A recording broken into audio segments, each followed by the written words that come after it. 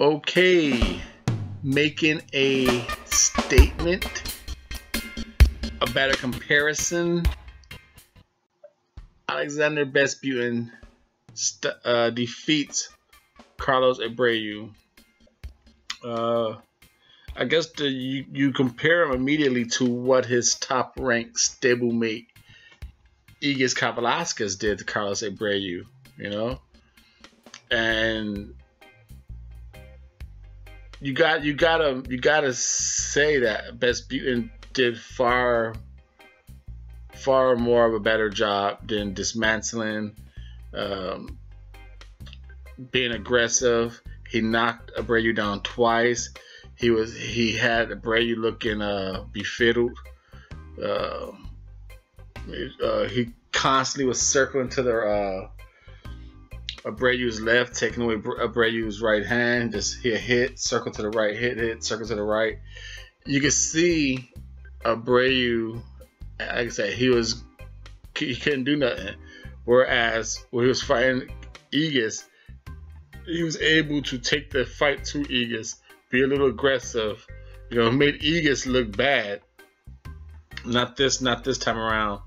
Besputin made, with this performance, Alexander Besputin made Igis look bad. Because remember, we're always talking about what Terence Crawford had to fight, and his only stablemates over there at the top rank 147 was Benavidez, Igis, and Besputin. And yeah, they could bring up what's his name, Alex Saucedo. They could have bring him up from 140 to fight Terence Crawford, but they tried to save him for Hooker. He lost that fight, so possibly they could bring him up to fight Crawford. But they're like little, I guess, diamond in a patch, the rough patch was Alexander Besputin. But I could have sworn he was ranked in that WBO he was ranked like number 9, 10. He was deep in it, but he's not even ranked in there anymore. But he is ranked number 1 by the WBA. Alexander Besputin. The dude has fast hands. He definitely looked a little more aggressive this fight. You know, he's a technical, aggressive, offensive fighter. Right? He trains, like the commentators were all over the place. He's like, oh, he trains up in Oxnard with the Robert Garcia and his Igis stablemate. Then he's saying he's a stablemate of Lomachenko. Like, is he top-ranked stablemates? Is he gym stablemates? I don't believe he trains. I don't believe he trains with Oxnard and the Garcia laboratory. I don't think he trains over there. I don't think he trains in Igis' camp.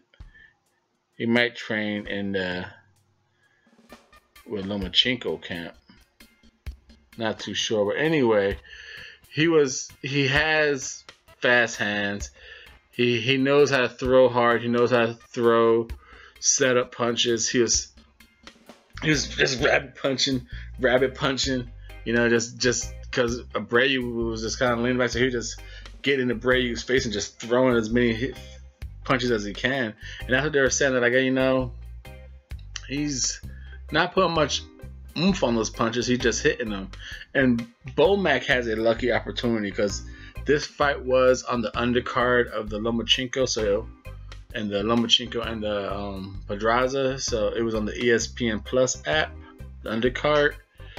And Bomac does a lot of those commentaries, and he has the benefit of watching all these guys. Benavidez, Igis, Besputin. These are all Terence Crawford's future opponents, and he gets a first hand. He's like, okay, I get to see all their little flaws and everything. That's why he was telling Benavidez, like, dude, I commentary like all your fights. I know what you can do. We're gonna whoop your ass. And he's just seeing all these flaws that Besputin has, you know, all the flaws that Igis has. But I do gotta say, I used to think Igis was the better fight for Terence Crawford. In their recent, like, half a year